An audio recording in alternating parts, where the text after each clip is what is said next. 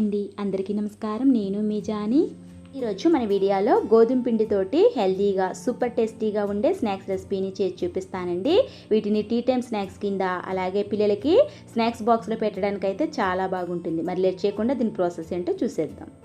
Super టేస్టీగా ఉండే ఈ స్నాక్స్ రెసిపీ కోసం వెడల్పు లాంటి ప్లేట్ని తీసుకుని ఇందులోకి 2 కప్పుల దాకా గోధుమ పిండి వేసుకోండి. ఒక 1 టేబుల్ స్పూన్ దాకా ఆయిల్ వేసుకుని 1/2 టీ స్పూన్ సాల్ట్ వేసుకుని మొత్తం ఒకసారి బాగా కలిసేలాగా కలుపుకోవాలి. ఇక్కడ గోధుమ పిండి బదులు మీకు ఇష్టమైతే మైదా పిండి అయినా వేసుకోవచ్చండి, లేదా 1 కప్పు గోధుమ పిండి 1 కప్పు మైదా పిండి అయినా వేసుకోవచ్చు. పిండిలోకి కొద్దిగా నీళ్ళని యాడ్ చేసుకుంటూ చపాతీ పిండిని ఎలా అయితే కలుపుకుంటామో అదే విధంగా కలుపుకోవాలండి. చాలా సాఫ్ట్గా కలుపుకోవాలి. పిండిని సాఫ్ట్గా కలుపుకున్నాక ఒక 10 నిమిషాలు పక్కన పెట్టుకుందాము. నెక్స్ట్ స్టవ్ మీద కడాయి పెట్టుకుని 2 టేబుల్ స్పూన్ దాకా ఆయిల్ వేసుకోండి. ఆయిల్ హీట్ అయ్యాక 1 టేబుల్ స్పూన్ ఆవాలు, 1 టేబుల్ స్పూన్ జీలకర్ర వేసుకుని చిటపటలాడే వరకు ఫ్రై చేసుకోవాలి. ఫ్రై అయ్యాక 2 రెమ్మల కరివేపాకు, ఒక మీడియం సైజు అల్లం ముక్కని చిన్న ముక్కల కింద కట్ చేసి వేసుకోండి. 2 నుంచి 3 పచ్చిమిరపకాయలు చిన్నగా కట్ చేసి అవి కూడా వేసుకోండి. వీటిని కూడా ఫ్రై చేసుకోవాలి. చక్కగా ఫ్రై అయ్యాక ఇప్పుడు ఇందులోకి పొడవుగా కట్ చేసుకున్న ఉల్లిపాయ ముక్కల్ని 1 కప్పు దాకా వేసుకోండి. అలాగే 1/2 కప్పు చిన్నగా కట్ చేసుకున్న క్యారెట్ ముక్కల్ని కూడా వేసుకోవాలి. ఉల్లిపాయ క్యారెట్ ముక్కలు కొద్దిగా సాఫ్ట్గా అయ్యే వరకు ఫ్రై చేసుకోవాలి. ఇప్పుడు ఇందులోకి 1/2 టీ స్పూన్ దాకా సాల్ట్, చిటికెడు ఇంగువని కూడా వేసుకుని ఫ్రై చేసుకోవాలి.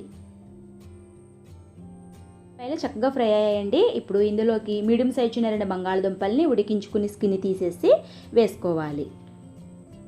బంగాళదుంపలను కూడా సాఫ్ట్గా అయ్యే వరకు ఫ్రై చేసుకోవాలి. ఇప్పుడు ఇందులోకి ఒక 1 టేబుల్ స్పూన్ దాకా ధనియాల పొడి, ఒక 1/2 టీ స్పూన్ దాకా గరం మసాలా, 1/2 టీ స్పూన్ పసుపు, 1/2 టీ స్పూన్ కారం. స్పైసీ ఎక్కువ కావాలనుకుంటే కారం ఒక 1 టేబుల్ స్పూన్ దాకా అయినా వేసుకోవచ్చండి. ఇప్పుడు వేసిన ఇంగ్రీడియంట్స్ అన్నీ బంగాళదుంపలకి బాగా పట్టేలాగా 1 నిమిషం పాటు లో ఫ్లేమ్లో ఫ్రై చేసుకోండి. కొత్తిమీర కూడా వేసుకుని కొత్తిమీర కూడా బాగా కలిసేలాగా కలుపుకోండి. ఇక్కడ మీకు ఇష్టమైతే కొంచెం లెమన్ జ్యూస్ వేసుకోండి. టేస్ట్ అయితే చాలా బాగుంటుంది. ఇక్కడ నేను వేయట్లేదు. ముందుగా రెడీ చేసుకున్న పిండిని చూద్దాము. చక్కగా నానిపోయిందండి. ఇప్పుడు పిండిలో నుంచి మీడియం సైజులో పిండిని తీసుకొని ఇలా రోల్ చేసుకోండి. చపాతీ పీటని తీసుకొని కొద్దిగా గోధుమ పిండి వేసుకుని స్ప్రెడ్ చేసుకుని ఇలా రోల్ చేసుకుంటూ చపాతీలాగా ఒత్తుకోవాలి. చేసుకున్న చపాతీ మరీ పలుచగా కాకుండా మరీ మందంగా కాకుండా ఈక్వల్గా రావాలండి. అప్పుడే మనకి ఆయిల్లో వేసినప్పుడు చక్కగా పొంగుతూ వస్తాయి.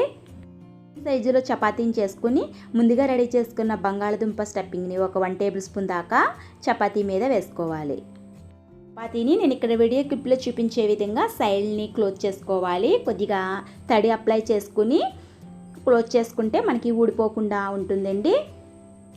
పాకెట్ ఆకారంలో రావాలండి. చూడండి, ఇలాగా 4 వైపులో క్లోజ్ చేసుకుంటే ఇలాగా మనకి ఒక పాకెట్ బాక్స్ టైప్లో వస్తుంది. ఆకారంలో అన్నిటినీ రెడీ చేసేసుకోవాలి. ఇప్పుడు డీప్ ఫ్రైకి ఆయిల్ పెట్టుకుందాము. మిక్సింగ్ బౌల్ తీసుకుని ఇందులోకి 2 టేబుల్ స్పూన్ దాకా గోధుమ పిండి వేసుకోండి.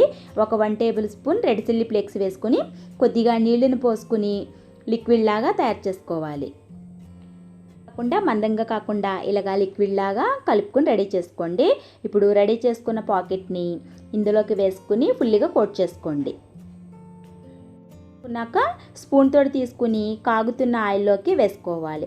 ఇక్కడ మనకి ఆయిల్ బాగా హీట్ చేసుకుని ఉండాలండి. అప్పుడే మనకి లాకెట్లు చక్క పొంగుతూ వస్తాయి.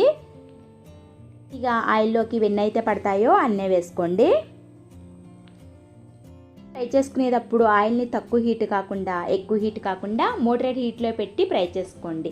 అప్పుడే మనకి చక్క క్రంచీగా క్రిస్పీగా ఫ్రై అవుతాయి. నూనె కూడా వీటి పైన వేసుకుంటే మనకి పూరీలు పొంగిన విధంగా చక్క పొంగుతూ వస్తాయండి.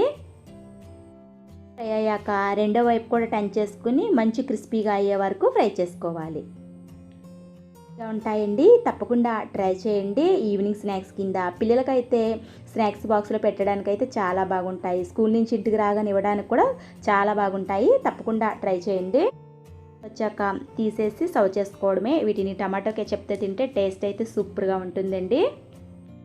ఈ రెసిపీని మీరు కూడా ఇంట్లో ట్రై చేసి మీకు ఎలా కుదిరిందో, టేస్ట్ ఎలా ఉందో మీ అభిప్రాయాన్ని కామెంట్ సెక్షన్లో కామెంట్ చేయండి. హెల్దీ అండ్ టేస్టీ అయిన రెసిపీస్ కోసం మన ఛానల్ని సబ్స్క్రైబ్ చేయండి, లైక్ చేయండి. మీరు ఇచ్చే లైక్ వల్ల నన్ను ఎంతో సపోర్ట్ చేసిన వారు అవుతారు. మళ్ళీ ఒక మంచి హెల్దీ అండ్ టేస్టీ అయిన రెసిపీ తోటి మళ్ళీ మీ ముందుకు వస్తానండి.